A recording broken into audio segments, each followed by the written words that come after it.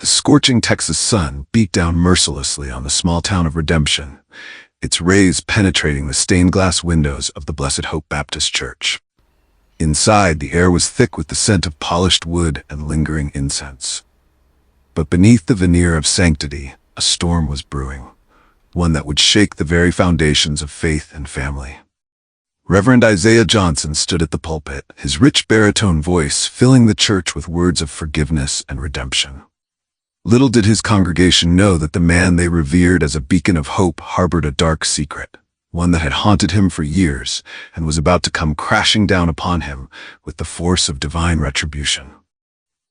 In the front pew, Naomi Johnson sat rigid, her eyes fixed on her father but seeing beyond him, into a past filled with pain and a future consumed by vengeance.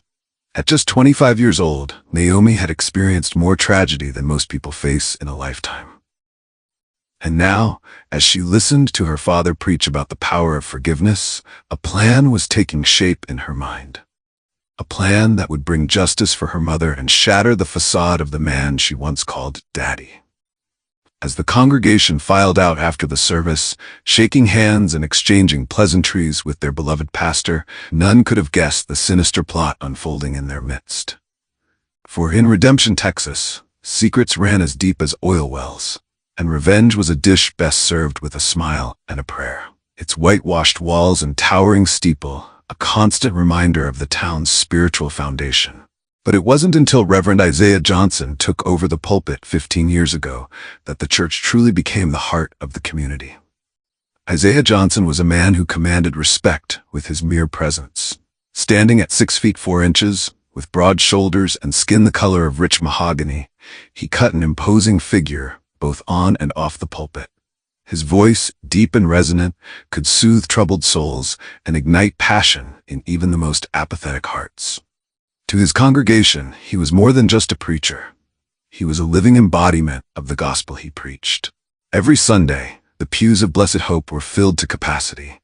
People came from all over Redemption and the surrounding counties to hear Reverend Johnson's sermons. His words seemed to have a magical quality, weaving scripture and real-life experiences into tapestries of hope and inspiration. Children sat wide-eyed as he told parables with the skill of a master storyteller, while adults nodded in agreement, finding solace and guidance in his wisdom. But it wasn't just his preaching that endeared Isaiah to his flock. It was his tireless work in the community that truly set him apart. Whether it was organizing food drives for the less fortunate, counseling troubled youth, or leading prayer vigils for those in need, Isaiah Johnson was always there, a pillar of strength and compassion. To the outside world, Reverend Johnson was the perfect pastor, devoted to his congregation, committed to his faith, and dedicated to his family. His daughter Naomi was held up as an example of his excellent parenting, a young woman who had overcome tragedy to become a respected member of the community in her own right. Yet, beneath this picture-perfect exterior lay a web of secrets and lies that would soon unravel, threatening to destroy not just the Johnson family, but the entire fabric of Redemption itself. As the sun set on another Sunday in Redemption, casting long shadows across the church grounds, Reverend Johnson stood at the doors, bidding farewell to the last of his congregation. His smile was warm, his handshake firm, but in his eyes there was a flicker of something else. A hint of the burden he carried, the weight of a past that refused to stay buried. Inside the church, Naomi busied herself with tidying up, her movements methodical and purposeful. To anyone watching, she appeared to be the dutiful daughter, helping her father after a long day of service. But as she straightened hymnals and collected forgotten bulletins, her mind was elsewhere, consumed by thoughts of retribution and justice. As the last car pulled out of the parking lot, Isaiah turned to head back into the church. For a moment, father and daughter locked eyes across the empty sanctuary. In that brief instant, a silent communication passed between them. A mixture of love, pain, and something darker, something that spoke of the storm that was about to break over Blessed Hope Baptist Church and the town of Redemption. Little did the good people of Redemption know that their beloved pastor and his seemingly devoted daughter were about to become the central figures in a tale of revenge that would shake their faith to its very core. For in the shadows of this holy place, a plan was being set in motion. A plan born of grief, nurtured by betrayal, and fueled by an unquenchable thirst for justice. As night fell over Redemption, the Blessed Hope Baptist Church stood silent, its windows dark, its doors locked. But within its walls, the echoes of past sins and future vengeance lingered, waiting for the moment when they would burst forth and change everything forever. Reverend Isaiah Johnson's life seemed to be the very definition of the American dream, painted with broad strokes of success, respect, and unwavering faith. His journey from a humble beginning to becoming the most influential figure in Redemption was a story often recounted with awe and admiration by the townsfolk. Born and raised in the outskirts of Houston, Isaiah had always felt the calling to serve God. Even as a young boy, he would gather his friends and preach to them, using a makeshift pulpit fashioned from old crates. His parents, hard-working folks who had never missed a Sunday service, couldn't have been prouder when Isaiah announced his intention to join the seminary. It was during his time at the seminary that Isaiah met Esther, a vivacious young woman with a voice like honey and a heart full of compassion. Their courtship was the stuff of romantic novels, stolen glances during choir practice, long walks discussing theology and their dreams for the future, and finally, a proposal under the stars on a crisp autumn night. Their wedding was the event of the season, with people from 3 counties coming to witness the union of 2 souls so clearly meant for each other. Isaiah and Esther Johnson were the golden couple, young and in love, with a bright future ahead of them in God's service. When they arrived in Redemption 15 years ago, the town was struggling. The local economy was in shambles, youth were leaving in droves for bigger cities, and the spiritual life of the community was at an all-time low. The Blessed Hope Baptist Church, once the pride of Redemption, was barely keeping its doors open. But all that changed with the arrival of the Johnsons. Isaiah's powerful sermons and Esther's angelic voice breathed new life into the congregation. Slowly but surely, the pews began to fill again. Isaiah's charisma and genuine care for his flock won over even the most skeptical members of the community. Under Isaiah's leadership, the church became more than just a place of worship. It became the heart of redemption, pumping life and hope into every corner of the town. He established outreach programs, counseling services, and even a small clinic in the church basement to serve those who couldn't afford health care. Esther was the perfect pastor's wife, supportive, kind, and always ready with a warm smile and a helping hand. Together, they were a force of nature, transforming Redemption from a dying town into a thriving community built on faith and mutual support. The birth of their daughter Naomi, 7 years into their ministry in Redemption, seemed to complete their perfect life. The entire town celebrated, seeing the child as a blessing not just for the Johnsons, but for all of Redemption. Naomi grew up as the darling of the community, her childhood marked by love, laughter, and the unwavering faith of her parents. From the outside, the Johnsons were the epitome of the perfect Christian family. Their home, a modest but well-kept house next to the church, was always open to those in need. Sunday dinners at the Johnson residence became a tradition, with a rotating cast of congregation members joining them each week for Esther's famous fried chicken and Isaiah's thought-provoking table discussions. Isaiah's reputation grew beyond the borders of Redemption. He was invited to speak at conferences, lead revivals in other states, and even appeared on regional Christian television programs. But no matter how far his influence spread, he always came back to Redemption, to the people he considered his true family. As Naomi entered her teenage years, she seemed destined to follow in her parents' footsteps. She was active in the church youth group, excelled in her studies, and had inherited her mother's musical talents.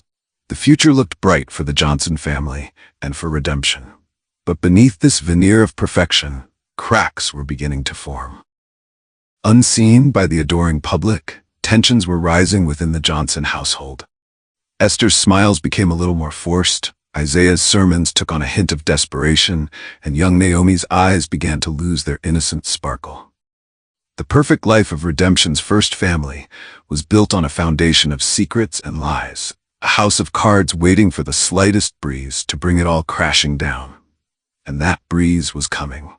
in the form of a tragedy that would shatter the illusion of perfection and set in motion a chain of events that would lead to revenge, betrayal, and a reckoning that would shake redemption to its very core. As Isaiah stood at his bedroom window, looking out over the sleeping town he had come to love, he felt the weight of his secrets pressing down on him. He closed his eyes, offering up a silent prayer for strength, unaware that in the room down the hall, his daughter was awake, her mind churning with plans that would soon turn their world upside down. The stage was set, the players in position. The perfect life of Pastor Isaiah Johnson was about to unravel, thread by agonizing thread, revealing the dark truth that lay hidden beneath years of piety and good works. The day that changed everything dawned like any other in redemption. The sun rose over the Texas horizon, painting the sky in hues of pink and gold, as if trying to soften the blow of the tragedy that was about to unfold. It was a Wednesday, prayer meeting night at Blessed Hope Baptist Church, and the Johnson family was going about their morning routine with practiced ease. Isaiah was in his study, putting the finishing touches on his sermon for the evening. Esther bustled about the kitchen, humming softly as she prepared breakfast. 16-year-old Naomi sat at the dining table, nose buried in her biology textbook, cramming for a test later that day. As Esther called them to breakfast, there was no indication that this day would be any different from the hundreds that had come before. They bowed their heads as Isaiah said grace, his deep voice resonating with gratitude for the blessings bestowed upon them. If only they had known it would be the last time they would share a meal as a family. Perhaps they would have savored it more, lingered a little longer in that moment of domestic tranquility. The first hint of the impending disaster came as they were clearing the table. Esther mentioned that the church van was making a strange noise and suggested that Isaiah take it to the mechanic before the evening service. Isaiah, always conscious of the church's tight budget, decided he would take a look at it himself first. "I'll check it out after I drop Naomi off at school," he said, kissing Esther on the cheek. "No sense in spending money if it's something simple I can fix." Esther nodded, but there was a flicker of concern in her eyes. "Just be careful, Isaiah. You know cars aren't really your strong suit." Isaiah laughed it off, his confidence bolstered by years of being the man with all the answers. "Don't worry, honey. I'm sure it's nothing serious. I'll have it purring like a kitten in no time." Those words would come back to haunt him in the days and years to come. After dropping Naomi off at Redemption High, Isaiah returned home to tackle the problem with the church van. He popped the hood and began tinkering, humming a hymn as he worked. Esther watched from the kitchen window, a dish towel in her hands, her brow furrowed with worry. An hour passed, then two. The Texas sun climbed higher in the sky, beating down mercilessly on Isaiah as he grew increasingly frustrated with the stubborn vehicle. Sweat dripped from his brow, and his usually immaculate shirt was stained with grease. Finally, with a triumphant grin, Isaiah called out to Esther, "I think I've got it, honey. Come on, let's take it for a spin to make sure." Esther hesitated for a moment, then set down her dish towel and joined her husband. As they pulled out of the driveway, neither of them could have imagined that this would be their last journey together. They drove through the streets of Redemption, the van seeming to run smoothly. Isaiah's pride swelled as he navigated the familiar roads, pleased with his handiwork. Esther began to relax, her earlier concerns fading away in the face of her husband's confidence. But as they approached the intersection of Main and Elm, just 2 blocks from the church, disaster struck. Without warning, the van's brakes failed. Isaiah pumped the pedal frantically, his face a mask of horror as he realized what was happening. Esther's scream pierced the air as the van barreled through the red light, directly into the path of an oncoming truck. The sound of screeching tires and crunching metal echoed through the quiet streets of Redemption. Passers-by watched in horror as the church van crumpled like a tin can, spinning wildly before coming to rest against a telephone pole. In the aftermath of the crash, an eerie silence fell over the scene. Then, slowly, the air filled with the wail of sirens as Redemption's first responders rushed to the site of the accident. Isaiah, by some miracle, had survived the crash with only minor injuries. But as he stumbled from the wreckage, his eyes wild with shock and disbelief, he saw a sight that would haunt him for the rest of his days. Esther, his beloved wife and partner in life and ministry, lay motionless in the passenger seat, her body broken beyond repair. As the paramedics worked feverishly to save Esther, Isaiah fell to his knees in the middle of the street, his anguished cries rising to the heavens. "God, please, not her! Take me instead!" But his pleas went unanswered. Esther Johnson, the heart and soul of Blessed Hope Baptist Church, was pronounced dead at the scene. News of the tragedy spread through Redemption like wildfire. The town that had been shaped by the Johnsons' love and faith was plunged into mourning. But none felt the loss more keenly than Naomi, who had been pulled out of class to receive the devastating news. In the days that followed, as Redemption rallied around its grieving pastor and his daughter, the true impact of the accident began to unfold. The investigation revealed that Isaiah's amateur repairs had been the direct cause of the brake failure.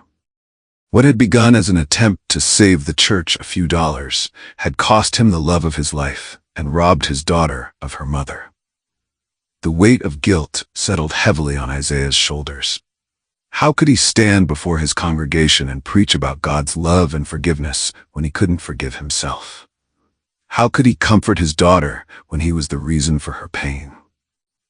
As Esther was laid to rest, attended by what seemed like the entire population of Redemption and beyond, a seed of darkness took root in young Naomi's heart.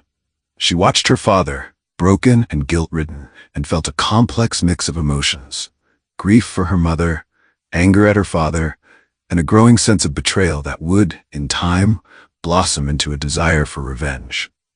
The tragic accident that claimed Esther's life was more than just a loss for the Johnson family and the town of Redemption.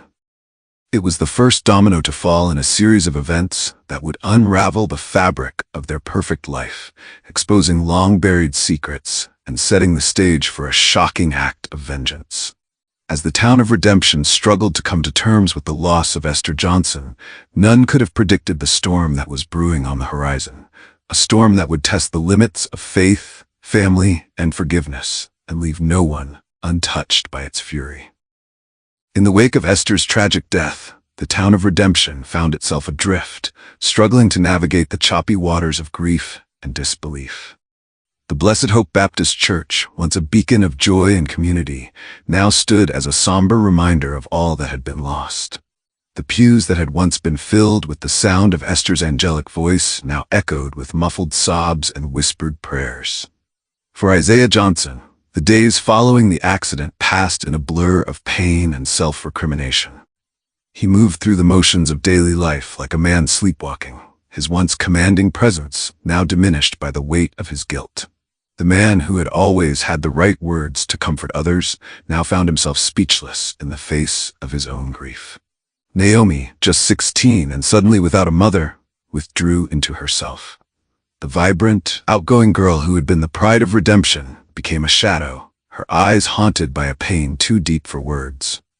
She watched her father's descent into despair with a mixture of pity and growing resentment, the seed of darkness in her heart beginning to sprout roots of bitterness.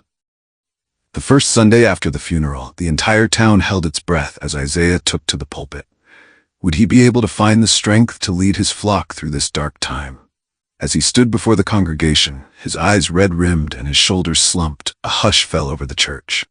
"My friends," he began, his voice barely above a whisper, "I stand before you today, not as your pastor, but as a broken man." He paused, swallowing hard. "I have always preached about God's plan, about his infinite wisdom. But today I find myself questioning everything I thought I knew." A collective gasp rippled through the congregation. To hear their strong, unwavering leader express doubt was shocking. Some shifted uncomfortably in their seats, while others leaned forward, drawn in by the raw honesty of his words.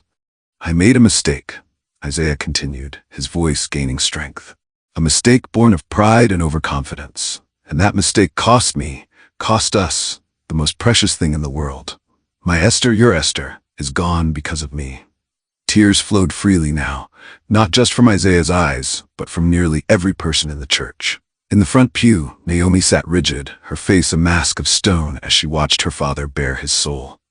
"I don't stand here asking for your forgiveness," Isaiah said, gripping the edges of the pulpit. "I'm not sure I deserve it, but I ask you to remember Esther. Remember her love, her kindness, her unwavering faith, and if you can find it in your hearts, pray for me. Pray that I can find a way to forgive myself, to be the father that Naomi needs, and to somehow continue the work that Esther and I started in this community." As Isaiah stepped down from the pulpit, the church erupted in a cacophony of emotions. Some rushed forward to embrace their pastor, offering words of comfort and support. Others sat in stunned silence, unsure how to process this new, vulnerable version of the man they had always seen as unshakable. In the weeks that followed, the cracks in the Johnson family's perfect facade began to widen. Isaiah threw himself into his work with a fervor that bordered on obsession, as if by saving every lost soul in redemption, he could somehow atone for the loss of Esther. He was at the church at all hours, counseling, praying, organizing outreach programs.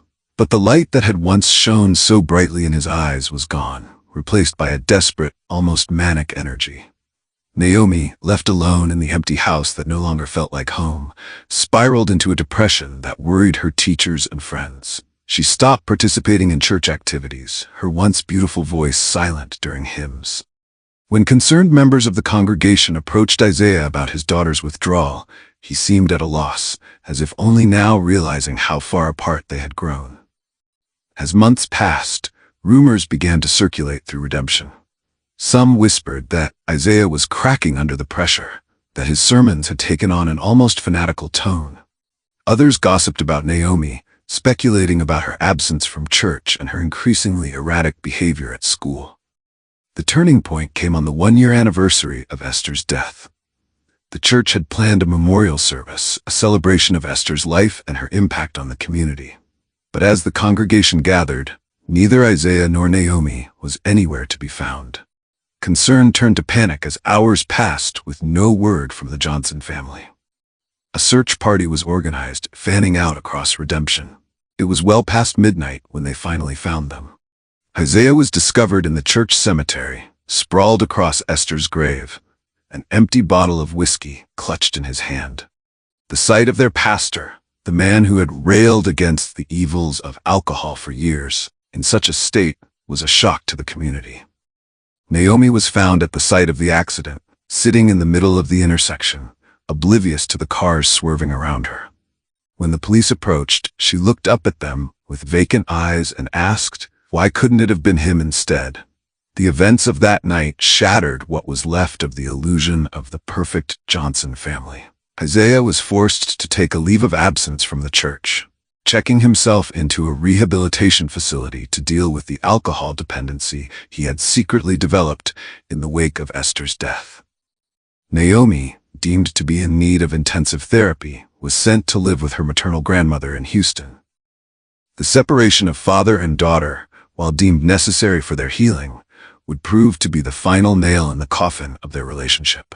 As Redemption struggled to come to terms with this new reality, the stage was set for the next act in this tragedy.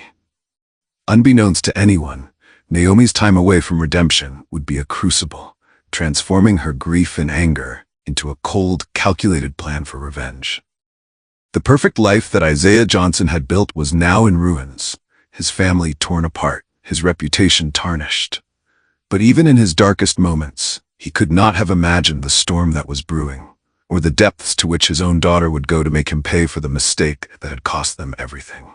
As Isaiah battled his demons in rehab and Naomi plotted in Houston, the town of Redemption held its collective breath, sensing that the worst was yet to come. The tragedy that had begun with a simple mechanical failure was about to spiral into a tale of revenge that would test the limits of faith, family, and forgiveness. The sprawling metropolis of Houston was a far cry from the close-knit community of Redemption. For Naomi Johnson, the bustling city streets and towering skyscrapers might as well have been an alien planet. Torn from the only home she had ever known, still reeling from the loss of her mother and the betrayal of her father, Naomi arrived at her grandmother's modest apartment, a shell of her former self. Grandma Rose, Esther's mother, was a woman carved from Texas granite, with a spine of steel and a heart as big as the Lone Star State itself. She took one look at her broken granddaughter and knew that healing Naomi would be the greatest challenge of her life. The first few weeks were a silent battle of wills. Naomi, retreating further into herself, barely spoke, eating little and sleeping less. Her nights were plagued by nightmares, visions of screeching tires, crunching metal, and her mother's lifeless body.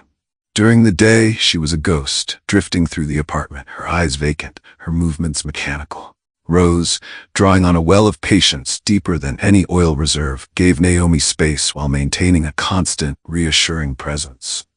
She filled the silence with stories of Esther's childhood, of the strong, vibrant woman her daughter had been long before she became Mrs. Isaiah Johnson. Slowly, almost imperceptibly, Naomi began to thaw. It was a photograph that finally broke through Naomi's walls. Rose had been going through old albums when she came across a picture of Esther at 16, the same age Naomi was now. The resemblance was striking. Esther stood on a beach, her hair wild in the wind, her smile radiant, her entire being exuding joy and possibility. When Rose showed the photo to Naomi, the girl's carefully constructed facade crumbled. For the first time since the accident, Naomi allowed herself to truly grieve. She wept in her grandmother's arms, great, heaving sobs that shook her entire body. Rose held her, murmuring words of comfort, letting Naomi's tears soak through her blouse. That night marked a turning point. As if a dam had broken, Naomi began to talk. She spoke of her memories of Esther, of the pain of losing her, of the anger and betrayal she felt towards her father. Rose listened without judgment, offering a safe space for Naomi to voice the tumultuous emotions she had been bottling up for so long. As the weeks turned into months, a new Naomi began to emerge. The lost, broken girl was replaced by a young woman with a steely determination in her eyes. She threw herself into her studies at her new school with a fervor that both impressed and slightly worried her teachers. She joined the debate team, her natural eloquence honed by years of listening to her father's sermons now turned to arguing complex ethical and moral issues. But it was in her volunteer work at a local HIV/AIDS clinic that Naomi truly found her calling. The clinic, underfunded and overwhelmed, served a community that many in Houston preferred to ignore. Naomi started by answering phones and filing paperwork, but her intelligence and empathy soon had her taking on more responsibilities. She listened to the stories of the patients, tales of stigma, of families torn apart, of lives forever altered by a virus. She held the hands of the dying, offering comfort in their final moments. She raged against the injustice of a system that seemed designed to fail those who needed help the most. It was during one of her shifts at the clinic that Naomi first heard about HIV being used as a weapon. A patient, delirious with fever, confessed to intentionally infecting others out of anger and a twisted sense of justice. The story horrified Naomi, but it also planted a seed in her mind, a dark idea that would grow and fester in the months to come. As Naomi immersed herself in the world of HIV/AIDS activism, she began to see parallels between the virus and her own situation. Both were invisible killers, destroying lives from the inside out. Both thrived on secrecy and shame, and both, she realized with a chill, could be weaponized. Her research into HIV became obsessive. She devoured medical journals, attended lectures, and peppered the doctors at the clinic with endless questions. To the outside world, it appeared that Naomi was channeling her grief into a noble cause. Rose beamed with pride at her granddaughter's dedication, seeing in Naomi the same passion for helping others that had defined Esther's life. But beneath Naomi's newfound purpose lurked a darker motivation. With each fact she learned about HIV, with each story of lives ruined by the virus, the outline of a plan began to take shape in her mind. A plan for revenge against the man who had taken her mother from her. As her 18th birthday approached, Naomi knew it was time to return to redemption. She had received sporadic letters from her father over the past 2 years. Awkward, stilted attempts at reconciliation that she had largely ignored. But now, armed with knowledge and fueled by a cold rage that had been simmering for years, she was ready to face him. The night before she left Houston, Naomi stood before the mirror in her bedroom, hardly recognizing the young woman who stared back at her. Gone was the naive, trusting girl who had left redemption. In her place stood someone harder, sharper, with eyes that held secrets and a heart encased in ice. "I'm coming home, Daddy," she whispered to her reflection, a mirthless smile playing on her lips. "And I'm going to make you pay for what you did to Mom. An eye for an eye, a life for a life."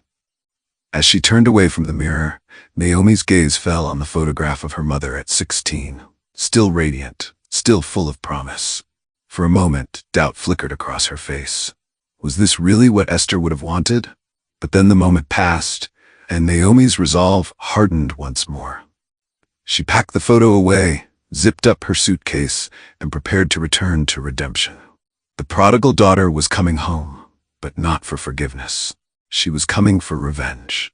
Little did Naomi know that her return to redemption would set in motion a chain of events that would not only change her life and the life of her father, but would shake the very foundations of the town they both once called home. The stage was set for a confrontation that would test the limits of love, faith, and the human capacity for both compassion and cruelty. As Naomi boarded the bus that would take her back to redemption, she carried with her more than just luggage. She carried a plan, a vial of infected blood, and a heart full of righteous anger. The next chapter in the tragedy of the Johnson family was about to begin, and redemption would never be the same. The old bus groaned as it pulled into the Redemption Depot, its brakes squealing in protest as it came to a stop. Naomi Johnson, now a poised young woman of 20, stepped off the bus and into the sweltering Texas heat. She stood for a moment, allowing her eyes to adjust to the bright sunlight and her mind to the surreal feeling of being back in the town she had once called home. Redemption hadn't changed much in the 2 years she'd been gone. The same dusty main street stretched before her, lined with familiar storefronts and weathered buildings. In the distance, she could see the spire of Blessed Hope Baptist Church piercing the sky, a sight that once filled her with comfort, but now sent a chill down her spine.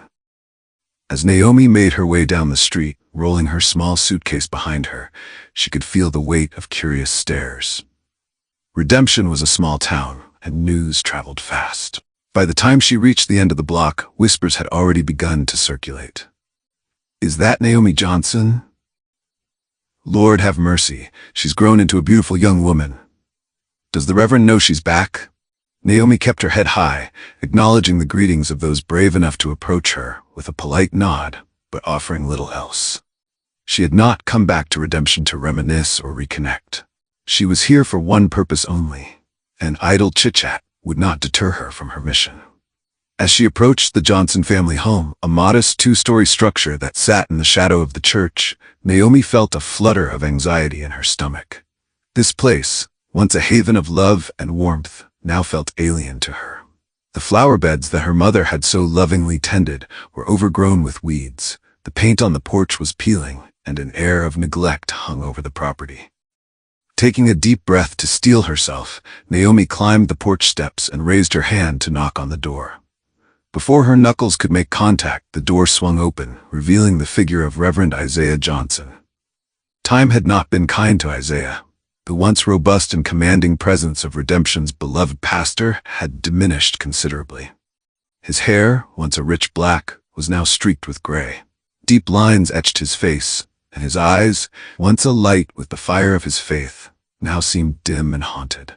For a long moment, father and daughter stood frozen, taking in the sight of each other. Isaiah's eyes widened in disbelief, his mouth working silently as he struggled to find words. "Naomi?" he finally managed, his voice cracking. "Is it really you?" Naomi nodded curtly. "Hello, father," she said, her tone cool and formal. "May I come in?" Isaiah stepped back, gesturing for her to enter. As Naomi crossed the threshold, she was struck by how little the interior of the house had changed. The same family photos lined the walls, the same worn furniture filled the living room. It was as if time had stood still within these walls, preserving a past that no longer existed. I didn't know you were coming," Isaiah stammered, closing the door behind them. "If I had known, I would have cleaned up," Naomi finished for him, her eyes taking in the clutter that had accumulated in the once tidy home. "It doesn't matter, I'm not," Isaiah interrupted, his voice tinged with desperation. "I would have prepared something, anything. Naomi, I've missed you so much." Naomi's expression remained impassive.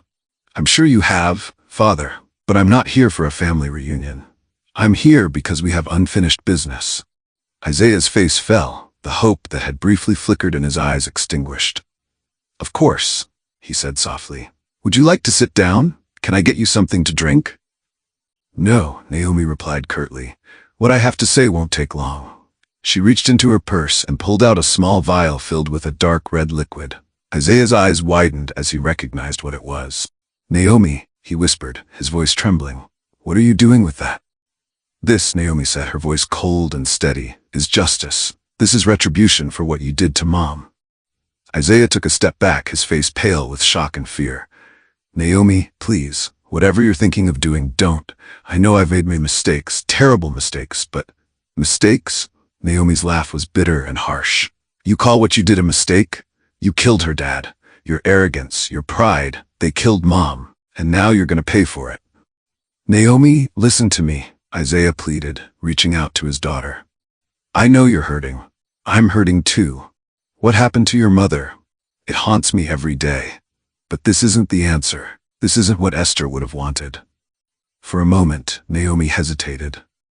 The mention of her mother's name seemed to pierce through the armor of anger she had built around herself. But then her resolve hardened once more. You don't get to speak for her, Naomi hissed. You lost that right the day you killed her. With lightning speed, Naomi uncapped the vial and lunged at her father. Isaiah, caught off guard, stumbled backward, but not before Naomi managed to splash some of the infected blood onto his face. Time seemed to stand still as father and daughter stared at each other, the gravity of what had just happened sinking in. Isaiah raised a trembling hand to his face, feeling the warm liquid on his skin. What have you done? He whispered, his voice barely audible. Naomi stepped back, the empty vial falling from her hand and shattering on the floor. The sound seemed to snap her out of her trance, and the full weight of her actions came crashing down upon her. I, she stammered, her carefully constructed facade crumbling. Oh God, what have I done? Isaiah, despite the shock and fear coursing through him, saw the lost, broken girl beneath Naomi's hardened exterior. In that moment, his pastoral instincts took over, overriding his own terror. Naomi, he said gently, taking a cautious step toward her. It's okay. We can fix this. We can get help. Naomi shook her head, tears streaming down her face. No, we can't. Don't you see? I've become the very thing I hated. I've let my anger, my pain turn me into a monster. Isaiah closed the distance between them and, for the first time in years, wrapped his arms around his daughter. Naomi stiffened at first, then collapsed against him, her body racked with sobs. I'm so sorry, Daddy, she cried, her voice muffled against his chest. I'm so sorry. Shh, Isaiah soothed, stroking her hair. It's okay, baby girl, we're gonna get through this together. As they stood there, locked in an embrace that spoke of years of pain, loss, and misunderstanding, a glimmer of hope began to emerge.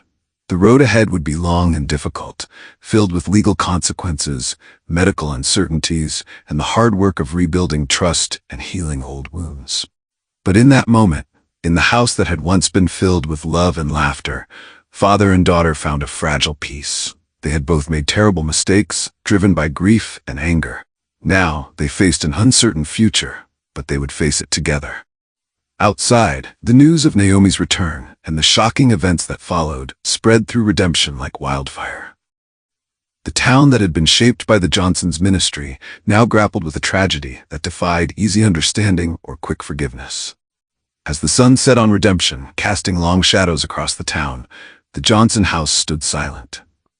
Inside, a father and daughter began the long, painful process of reconciliation. Their story a stark reminder of the destructive power of unresolved grief and the redemptive potential of forgiveness. The tale of the Texas pastor and his daughter would be told and retold in Redemption for years to come. A cautionary tale of how even the most devout can lose their way, and how the path to true redemption often leads through the darkest valleys of the human heart. In the end, the story of Isaiah and Naomi Johnson became a testament to the complex nature of love, faith, and family. A reminder that even in our darkest moments, there is always hope for healing and the possibility of a new beginning.